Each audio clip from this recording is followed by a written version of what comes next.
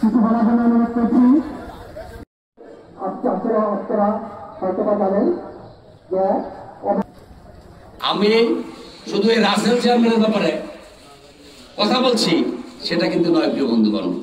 আমি কথা বলছি পুরা নির্বাচন ব্যবস্থার বিরুদ্ধে কথা বলছি।